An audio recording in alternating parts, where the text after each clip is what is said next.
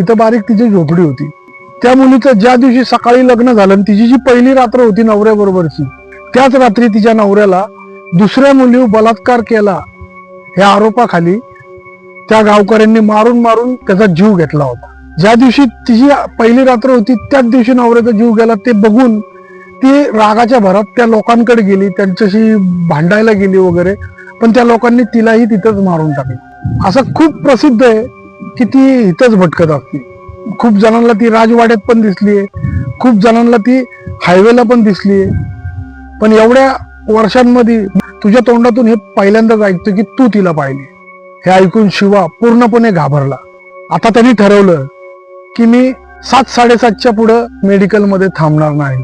शिवा आता 7-7:30 वाजताच मेडिकल बंद करून आपल्या घरी येतो.